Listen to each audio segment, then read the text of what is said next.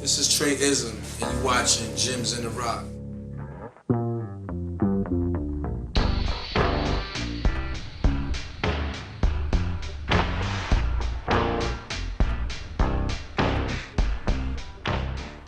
What's your favorite patented move?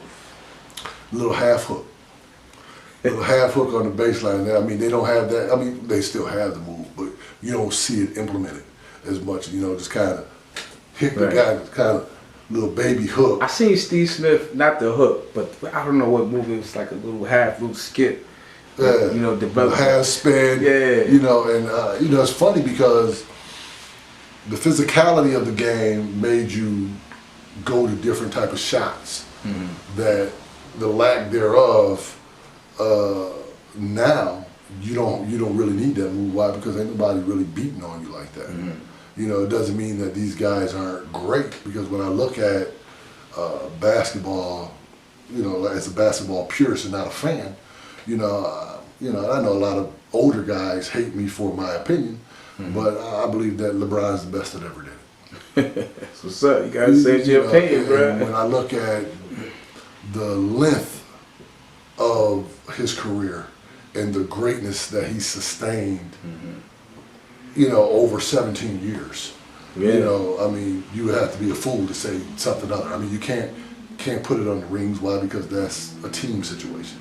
But to take rookie coaches to the NBA Finals and things of that nature, you know, you have to give respect where respect is due. What makes you know, playground, you know, participation different these days as opposed to then? You know, playing in parks. You know, we got Edgerton, we got Cobbs Hill. You know, back then when you were you playing in some of these parks? And if so, which park really resonated some of the best, you know, talent? You know, was the East better than the West? Was the West better than the East? Was it always a conversation about who was better? You know, it's interesting. Rochester, first of all, is only 15 miles wide. So, I mean, to pick a side, I mean, really, come on, really think about that. I can get anywhere I want to go in like 10 minutes. How big is the town? You know, but it's unfortunate that we're very shallow in a lot of our thoughts. That we, this side, that side. But for the most part, Rochester has had some exceptional talent that would rise to the top every decade. But I would play at Edgerton. You know, to answer the question, I would go up there behind Jefferson and play with some of the older guys when the lights was off, the Chris Tucks, the Press Murphys, the Stanley Currys, and, you know, all of those guys. And when they allowed you to, you know, migrate over to the court that they played on, then you started realizing, okay, my game is starting to get a little bit of respect because this guy and that guy allowed me to play. You wasn't just going to hop on a game because, you know, because you called winners. You know, that's just not how it worked back then. I really think a lot of our young people miss out on the beauty of basketball in the park here in Rochester now, really because of the culture. You know, I mean, it's really a game culture. You could be anywhere and somebody could just start shooting. You know, just lost one of my students, you know, just last week at a park in the backyard. So that's the culture of Rochester, and it saddens me I mean, because if you look at 6 degrees of separation, a lot of the people you're shooting are distant relatives of yours. I mean, if you really think about that, you know them, you know, or somebody in your family is very close to somebody in that person's family, you know, given the size of the city that you're from. So if you just thought about it from that perspective, you know, you might, you know, really kind of calm down. Is it really that serious? Is it really that? But it's been a culture that's been allowed to grow in this town, and it's unfortunate that a lot of people suffer. I think that even greater talent will come out of Rochester if that wasn't the culture that wasn't so prevalent when I was coming up playing basketball. It just wasn't the case. I can go anywhere. People didn't know what side of town I was from. You know, I was. I'm in the barbershop. And these two guys are arguing about what side of town I'm from as if I'm not there. I'm like, You know, and they could have easily just asked you. Yeah, just asked. They could have just like, yo, what's up? No, from the West Side. I grew up on Lenox, you know, and then Wellington. Right. You know what I'm saying. But my brother lived on St. Jacobs, which is off of Hudson. You know, so I was always over with my brother there, or my other brother Ray, who was down on Norton. Right. You know, so you know, with all the girls living with me and the only boys, it was my ability to go over and see either my brother Ray or my brother Anthony. You know, yeah, I'm kind of come over here to the east side because I'm gonna get some male interaction. Right, right. You know, it doesn't mean that I live over here. It's just I'm trying to spend as much time as my mother would allow. So from like the parks to the rec centers, what was the rec centers like as far as basketball is concerned? What was the top rec centers that? 700 North Street. 700 North Street, you know what I'm saying? I'm like, yeah, I'm a West Sider, but Dino Page and Gene, those two men ran one of the nicest leagues for high school basketball back then, and they were firm, consistent, and fair as people. Mm-hmm. So they ain't tolerate your nonsense. So you can come up in there with all that, you know, it might get yoked up. Right, they don't tolerate it. Yeah, you have to be respectable. Yeah, you don't come up in here, this is what you're coming up in here with, you know, but don't get yoked up. Mm-hmm. You know, and then they created an environment for us to go out and play and have some of the greatest games ever.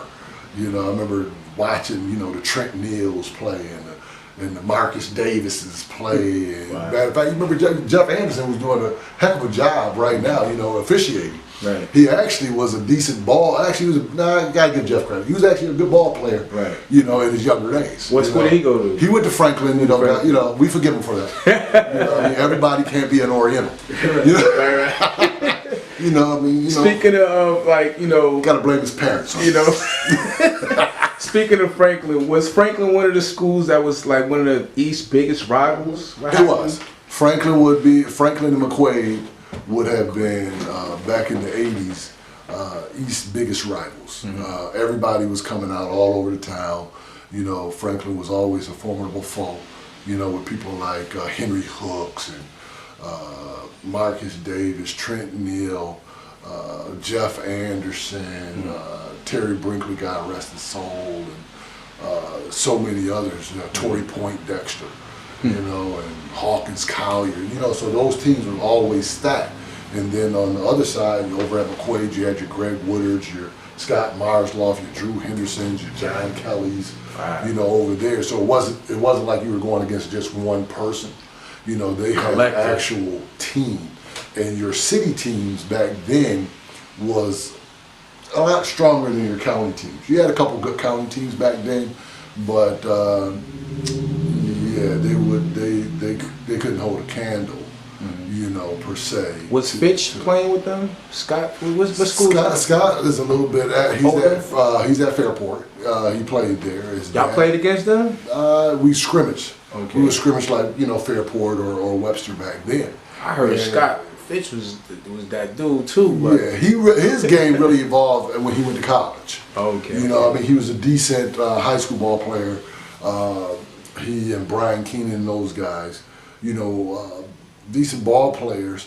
But Scott evolved into something special after he left high school. So you say he was like a late bloomer? Yeah, he bloomed a little late from my understanding. Mm-hmm. That's what's up. Yeah, I mean, so when I say, I mean, it's funny that as we sit here, we start talking about basketball, and you know, it's afforded me the opportunity to travel the world. You know, I've seen places like the Ottoman, you know, the ruins of the great Ottoman Empire in Turkey. I've been able to see things like the Great Wall of China and the Forbidden City up in Beijing in China. Mm-hmm. I've been able to see stuff like the running of the bulls in Spain. You know, all because of basketball. Right. And been able to travel pretty much the whole continental U.S., you know, because of my ability to play a sport. Mm-hmm. You know, so it's just been a beautiful thing. You know, it really has. There's a part that I looked up, I believe it says, in the third round, Scott would have a terrible night shooting only 3 for 16 from the floor. Yeah. So my thing is, what's it like having a terrible night shooting in a game? You know, how do you bounce back? I believe this says this was from Minnesota. Minnesota. We lost to Minnesota. 82. That's right. You remember that, huh? That was a nightmare game, huh? You know it's bad when you can go right back to the game. Right. That you know what I'm saying. You know, we're hired to the cup for a layup instead of shooting jump shot. Right. But a lot of times as a shooter, you have to keep the defense honest. So even though I'm shooting bad, I owe it to the team to take that shot to keep the defense honest. You know, unfortunately for me, nothing wasn't going in. You know what I'm saying? Right. When folks are looking at you like, yo, Joker, you know, like I'm shooting, bro, I'm shooting, but Joker just ain't balling. You know, but it's a unique situation.